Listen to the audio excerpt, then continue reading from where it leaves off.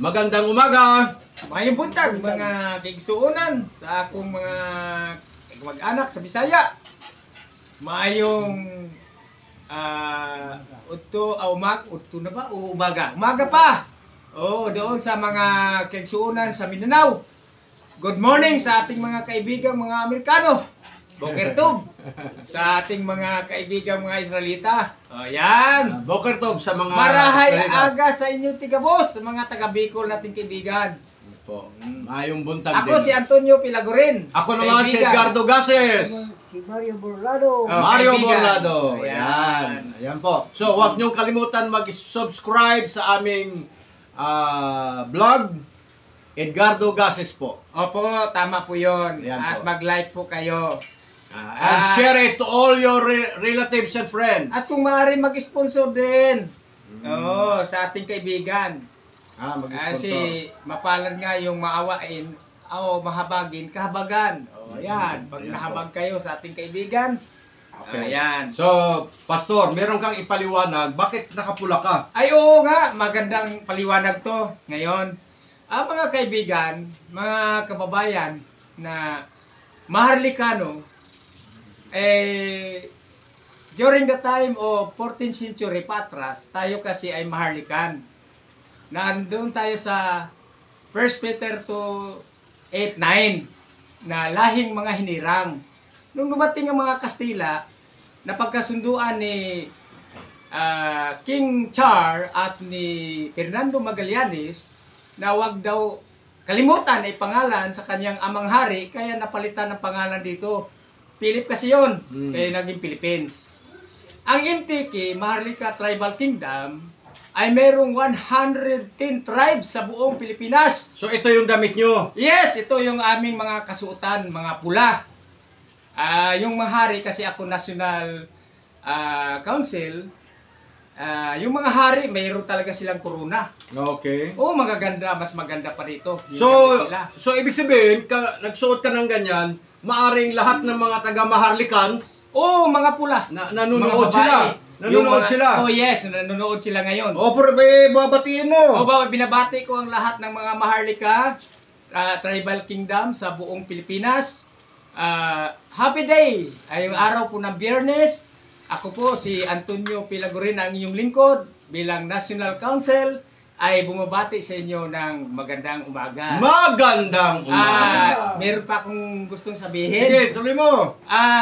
Alam nyo, ayon po sa pagtatalakay ng mga abogado at hari ng Maharlika, doon po nung last Sunday of February at nung pang last Sunday ng January, ay nagkaipon-ipon yung lecture nila sa amin na tayong mga Maharlikan people, ay hindi dapat na paape dahil dapat i-practice natin ang kaalamang nagagaling sa tamang batayan na kung saan nakarehistro ang Republic of the Philippines noong 1933 sa ibang bansa at nag-expired na yan. Pero yung Article 3 ng Philippine Constitution 1987, ito po dapat nating i-practice na upang hindi apakan ng ating mukha ng mga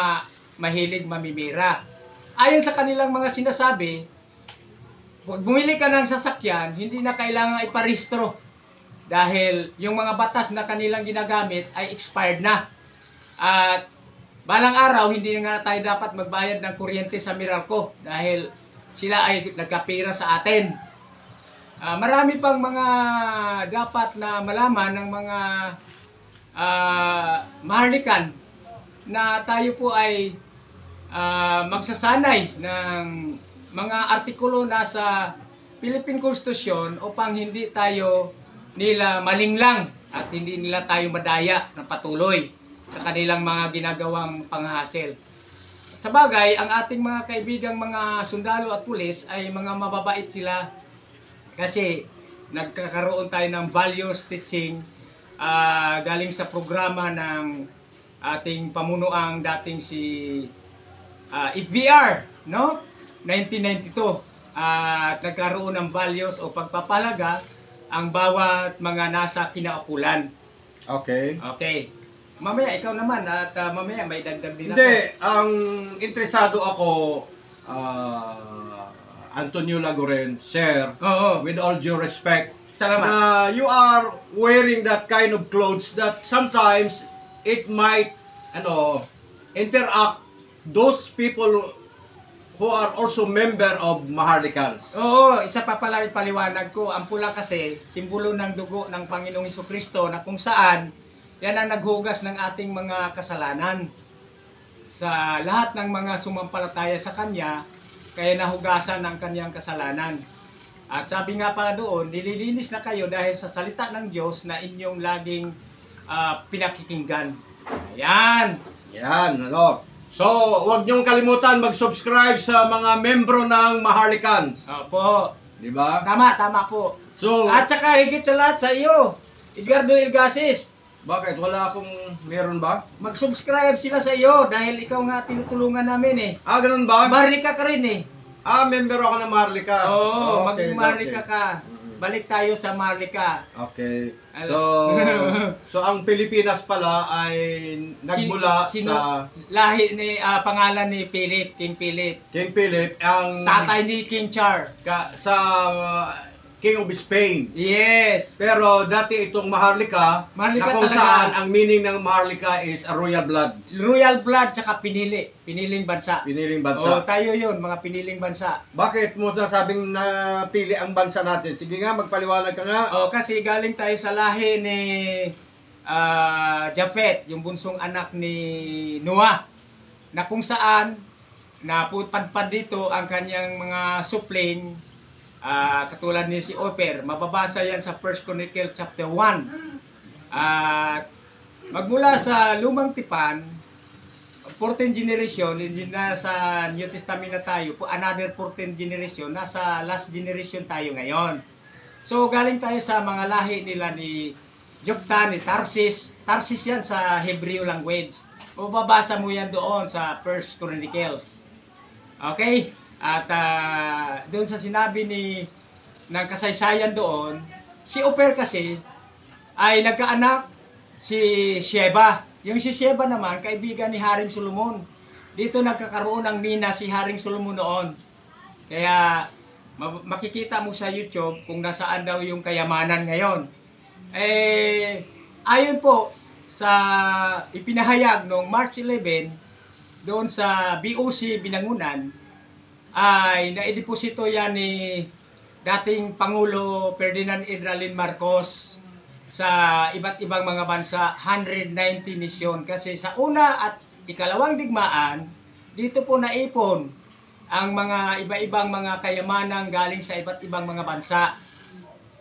Okay, meron sa Sumatra, meron sa Israel, kasi na paulit-ulit lamang po silang nalupig. Naghari dito ang mga Espanyol ng matagal at pinalitan sila ng mga mabuti na lamang tinulungan tayo ng mga Amerikano. Bagamat pumalit ang Hapon, hindi ganong nagtagal sila. Pinahintulutan naman yan mga kaibigan dahil gusto ng Diyos mapalapit tayo sa Kanya. Bakit? Pag ang tao kasi ay dumanas ng matinding pagsubok, naiisipan niyang, wala siyang maisip na lapitan kundi ang Diyos lang. Kaya sa araw na to, ang mensahe nga sa atin ay talagang show yourself that you are friendly. Proverbs chapter 15, pakita natin na tayo ay palakaibigan dahil nagsasaad din doon sa Kawikaan 17:17 na He is our friend forever. At nasasaad din doon sa John chapter 14 na siya po ang talagang nagtuturing sa ating kaibigan, ang ating Panginoong Hesukristo. Hindi na tayo tinuturing na alipin dahil ang alipin wala pong magagawa. Kaya bilang mga Maharlikan people, mabuhay tayo! Amen? Amen! Okay, Pastor, Brother Anthony, you are talking about in a Bible sense na Yes. we should be friendly because He is friendly. You are referring to Jesus or God? God! God, ang ibig sabihin ng God kasi, general form. Ang sa Old Testament, capital Y, capital H, capital Vav, capital He. Ang ibig sabihin Yud He Vav He. Sa modern Hebreo, siya po ay Yud He Waw He or Yahweh sa transliteration. At yun namang Panginoong Hesukristo, Yeshua HaMashiach, YH lang po. Pero sa New Testament ay sa Greek ay ang pangalan niya ay Jesus Christos at sa English Jesus Christ. Yan po ang ating Panginoon. Dalawang beses lang nabanggit ang YH or ang kapital lang niya ay simula lang yung L doon sa Lumang Tipan. Yan po mga kaibigan, dapat aralin natin ang Bible dahil maging masaya tayo lalo. Okay. Ang gusto kong marinig sa iyo, be specific.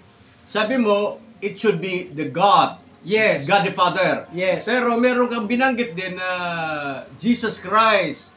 Ang alam ko sa New Testament, ang nagsasabi na sabi ni Jesus, be friendly. Oo. Oo. Kaya kapag friendly ka, magpautang ka ng magpautang. Isa rin yun. Pwede yun. Dapat lang. Magpautang ka ng magpautang. Oo. Tapos, dahil friendly ka, hindi ka nababayaran. Pag umabot na ng 6 na taon. Oo. Ay, hindi na So, paabutin ng 6 na taon. Wag lang pabutin. Pero, dapat, bago mag-6 na taon, idemanda mo na! Yan, pwede. Idemanda mo na! Dapat. Tsaka. Pag malaki. Dapat talaga idemanda ka para magkakaroon siya ng aral.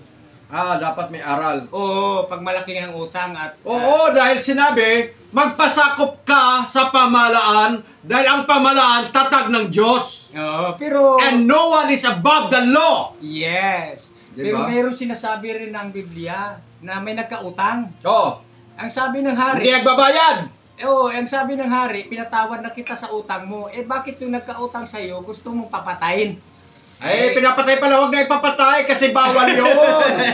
Bawal yon, patayin mo ang tao na nagkautang sa'yo. Do not put your hands na pumatay ng tao. Tama. Let the court will judge. Di ba? Tama. Kasi papatayin pala. Bawal nga talaga yun dahil papatayin mo pala dalhin mo sa korte. So, ang Diba? sabi ng hari... So, alam mo, walang galang po, Sige, sabi mo, be friendly, okay, friendly. Pero pag nangutang at hindi nagbabayad, scam na yon. Oo. Kasi may tao talagang nasanay na sa ganun. Espiritu din yan. Hindi lang ng yun. demonyo. Napansin ko sa tao na yan. Marami na pala. Narinig mo naman nagkwento yung kaibigan natin dito, kaharap mong kumain dito, ng tanghalian na nanghiram din ng 100,000 yun, hindi nagbabayad. Ay, talagang ganun. Tapos sa akin nanghiram din, hindi rin nagbabayad. Ay, di maganda. Ang tawag noon, scammer. Scammer sa utang. Scammer yun. Nako. Alam mo na kung sino sinasabi ko, tinutukoy ko. So, mag-ingat tayo sa mga scammer. Sa utang. Nangungutang na hindi nagbabayad.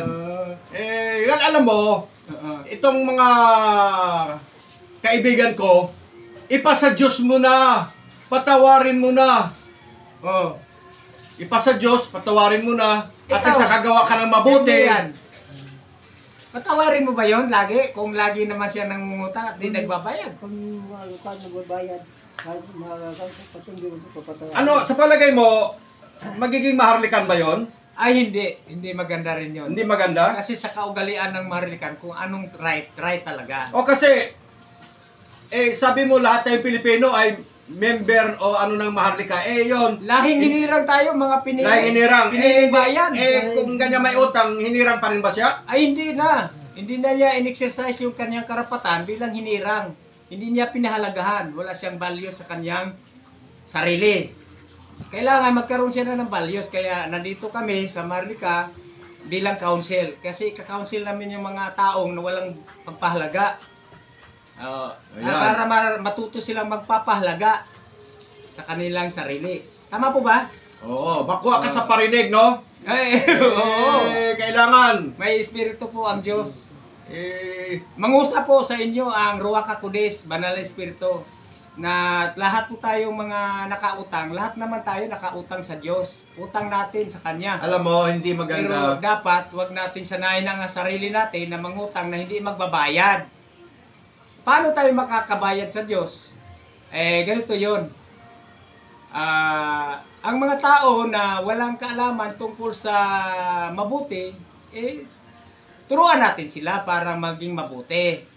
Pero ang mga tao naman na may kaalaman sa kasalbahian o kamalian, rebukein natin sila at reproach, i-correct into the righteousness life. So that the man of God, kasi tayo naman ay gusto talagang magiging tao ng Diyos, hindi tao ng Diablo. Kasi opposite lang yan eh. Kung hindi ka tao ng Diyos, di tao ka ng Diablo. Ngayon, kung tao ka ng Diyos, dapat ma-equip ka. Magpapakurik ka, magpapawasto ka, magpapareport ka, magpapatraining ka para ma-righteous ang buhay natin. Tama po ba? Tama po yan. Oh. Alam mo, maagang maaga, hayaan mo nang bumati ako ng maganda at hindi magandang mangungutang.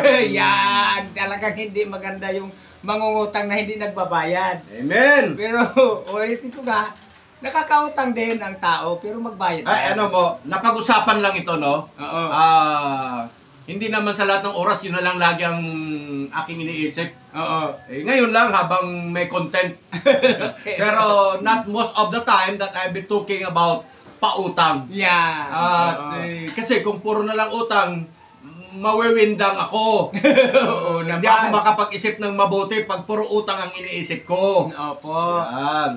Honestly, no? Honestly, meron lang kasing napag-uusapan at meron akong pinaparinggan. Okay. Meron akong pinaparinggan na nangungutang na alam kong nangungutang Oo. at hindi ko alam na scammer pala. Oh, yun. Patindi yun eh. Scammer! Iwas ka dyan! Iwas ka doon sa mga taong nangungutang na ang bait-bait habang nangungutang, pagdating sa bayaran, hindi na nagbabayad! Nagtatago na. Hindi! Makapal ang mukha! Dapat pala. Sabi ng bukod kaibigan ko sa US, talagang ang nangungutang makakapal ang mukha! Dapat magbayad pala. Mm-mm. Oo. Talaga. Hindi nyo ba alam na may katapat yun na parusa? Oo. Bakit ano bang parusa? Hindi mo alam na kukuhanan ka. Halimbawa, nakakuha ka ng pera sa tao, nakadugas ka. Oo. O hindi mo alam na nalaglag yung pera mo sa bulsa. Oo. Di ba? O kaya nagkasakit ka. Yan. Iba Tama ko. po. Oo. Di ba? Doon nangyari. Ngayon, yung iba naman nakulong. Mm. Dahil hindi siya nangutang, nagnakaw. Oh, yun. Kasi ang pagnanakaw ay katumbas din ng ano ba tawag doon? Ang kawatan ay katumbas ng nagnanakaw. Katumbas din ng pagpatay. O, di ba? Kasi 5 utos para sa tao, 5 utos din para sa Diyos. 10 lahat. O kaya Normita Icasiano, may utang ka sa aking 130,000. Nakailang Ayun. beses na ako nag-complain sa barangay. Hindi ka nagbabayad. Sabi ni pastor, may pastor dito, ipanalangin ka na lang daw niya. Kaso, ipanalangin ka niya. Para daw magbayad ka sa akin, para hindi ka daw makatulog. Yan. Parang panalangin niya, parang may kasamang kulam, yung ganun dating. Ay, hindi naman, Brad. Ang Espiritu Santo, katulad ng isang hari na hindi siya makatulog, may purpose kasi ang Diyos. Bakit hindi ka pinatulog? Hindi lang gawain ng magkukulam ang hindi magpapatulog, kundi pwede rin gawain ng Espiritu Santo. Ang hari na hindi pinapatulog, sa panahon ni Mardoqueo yun at ni Reina Esther, na kung saan husgahan nila ang bansang ang Hudyo o mga Hudyo pa noon, hindi pa Israel, ng kalukuhang pamamaraan ni Haman. Kaya ang hari hindi pa natulog. Nung nakita ng hari yung laman ng libro na nakasulat doon, natanong niya ang kanyang punong kawal. Nabigyan na ba ng parangal to? Hindi pa pala. Ang parangal pala na napunta tuloy kay Haman. Yun ay dapat kay Mardoqueo. Kaya nung hindi pinatulog ang hari, nagkapag-isip ang hari magbasa-basa ng Bible, mga libro. Ay, marami kasing libro ang hari, di ba? May mga ano siya, yung library. Kaya, isa din yun. Kaya, Sister Normita, ano apelido? Casiano. Casiano. I-cash mo na kasi nasa apelido mo eh. Casiano, cash mo na. Cash mo na, oo. Kasi may pambayad. Kasi wala akong pambiling kamera. Yan. Di ba? Bago ka umalis dyan sa tinitirahan mo. Tsaka Normita. Normita pa ang pangalan? O kasi may no siya, may no. Kaya nagre-reflect yung no. Hindi, may R kasi. Ganito yon. Ano ibig sabihin ng Ang R? ibig sabihin ng Normita, hindi yung Nor na ginagawang Ano na yung pagtimpla ng toyo? Ang ibig kasi sabihin ng Nor, maganda naman yun, hindi naman kagaya sa No. Mita, kikita. Kikita ka talaga. Yan, ikakas mo na yung utang mo. Ayan, para mabigyang magandang pakahulugan yung hindi lihis sa pangalan mo at apelido. Binanggit natin si Normita, no? Pero maraming may nagkautang sa akin, kaya... Sino pa? Wag na. Hindi malaman? Si Russell Tumlod. Russell Tumlod. Magbabayad din yun kasi maganda ang pangalang Russell din. Bakit? Anong kagandahan sa pangalan niya? Magaling ka mangkukulam, sige. Hindi. Kasi nakapag-aral ako ng Hebreo konti. Ang L kasi yung sa dulo ay in the general form, that is God. Kaya katulad ng Emmanuel, ang Diyos ay sumasa atin. Yung Russell, yung dulo nun ay may EL, di ba? Yung Ras, nagmamadali, Ras lagi. Pero yung L, nandun si God. Kaya Russell, pakiusap ko, magbayad ka na rin kay Brother Edgardo Ilgasis. Total, maganda naman din ang pangalan mo. Patunayan mo talagang maganda. Wag mong magmamadali papunta sa kapahamakan kasi kasama mo ang Diyos. Sabi niya makabawi, paano yun? Isang bala na lang sa Mindanao. Ay, pagka hindi magsisi ang isang tao, buti kung bala, madali pang mamatay. Pero kung masagasaan sa train, mahirap. Hindi naman tayo nangarap ng masama sa isang tao, masama. Pero ang atin ay pakiusap tungo sa salita ng Diyos kasi ang salita ng Diyos kasi ilawan sa ating mga paa, tanglaw sa ating daraanan kapag ito'y ating sinusunod. At hindi babalik ang kanyang salita na walang kabuluhan. Amen.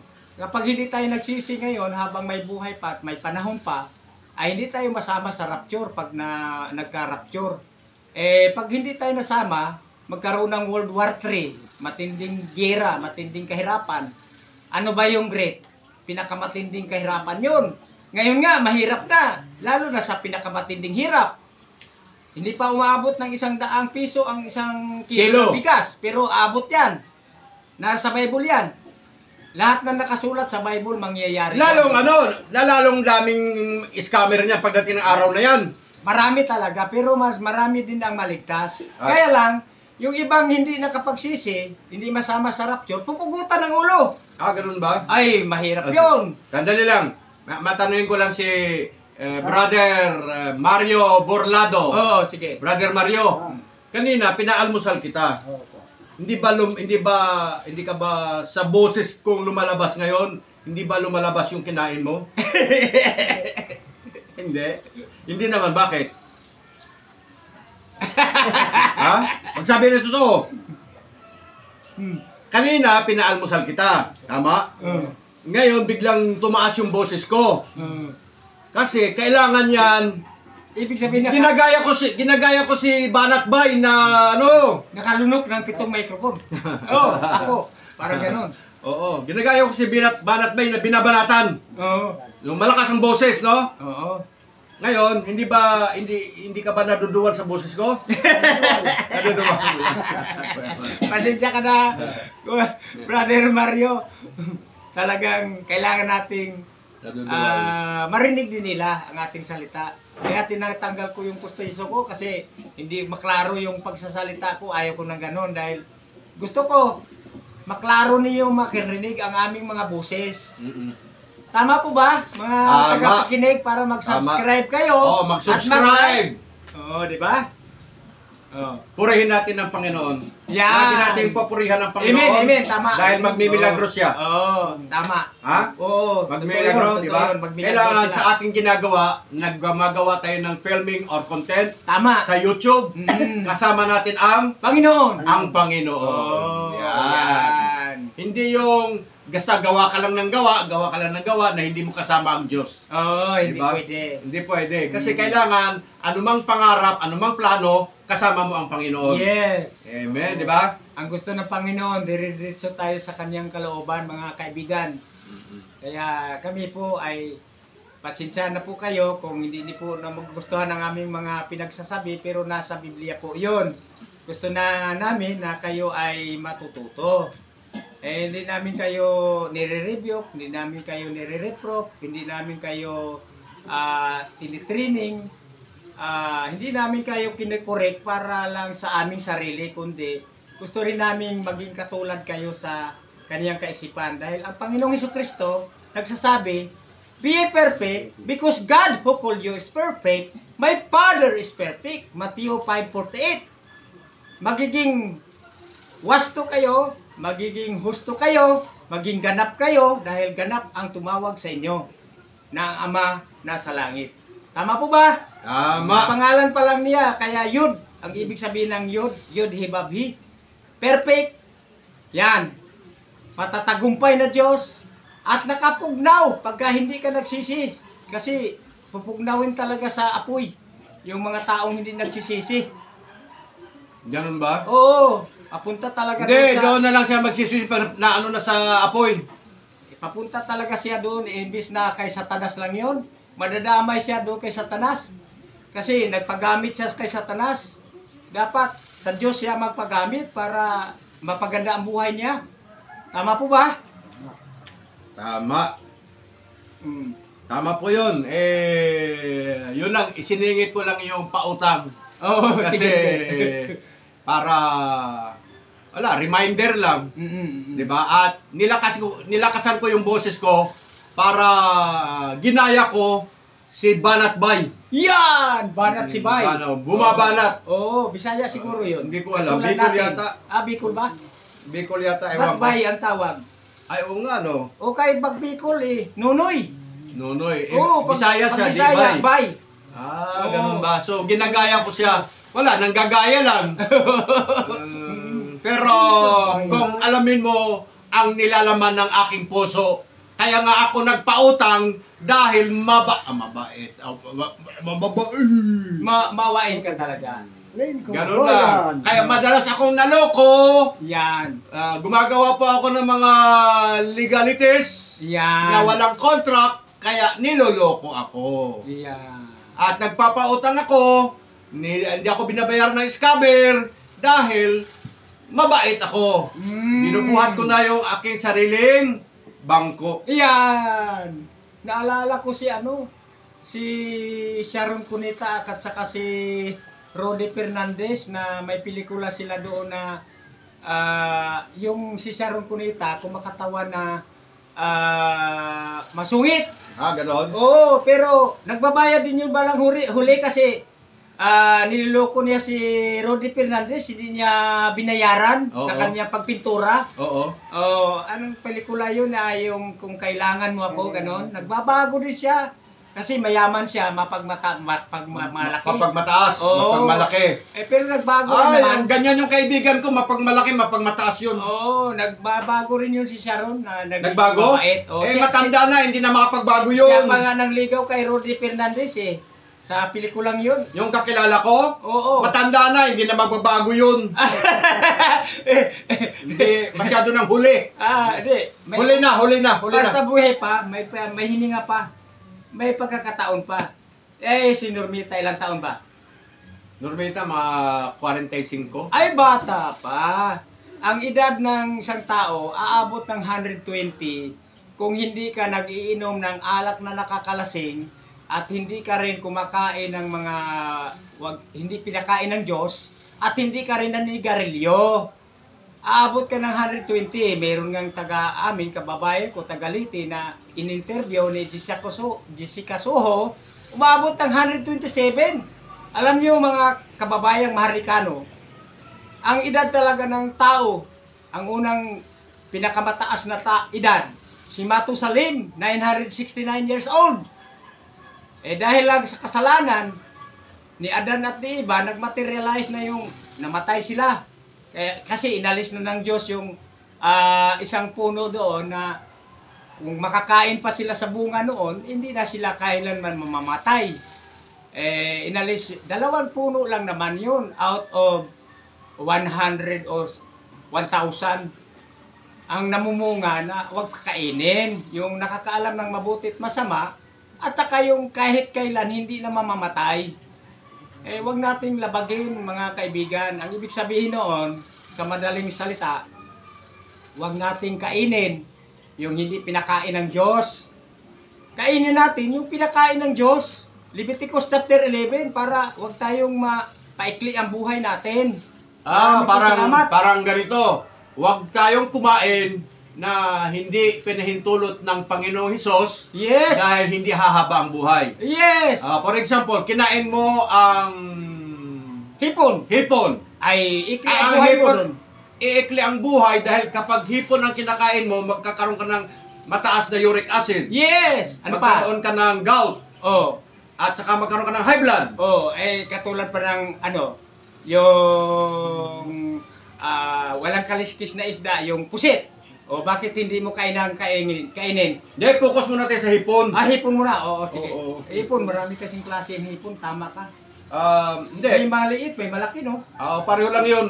Mm-mm. Talagang nakapagpataas ng uric acid yun. Oo, pareho lang pala. So, itong ating pinag-uusapan, may combination of a Bible sense. Oo. Kasi it is related to our present life Mm. na dapat huwag tayong kumain ng madalas ng hipon Opo. dahil magkakasakit tayo ng mataas na uric acid, Tama po. mataas na magkaroon ka ng gout, Opo. arthritis, Opo. and may posibilidad dahil mayroon kang arthritis, mataas ang creatinine, ay magkaroon ka ng dialysis. Yes. At doon, may dialysis ka, ang ieksi nga ang buhay. Totoo. Pag may dialysis na, mga 5 taon, you Oo. will be dead. Very good. Naniwala kami yun, kuya, brother, kasi ikaw ay nurse. Nag-aral ka ng medicine. Oo, may alam ka talaga dan. Tama yan. Pinaliwanag mo para ang mga tao makinabang.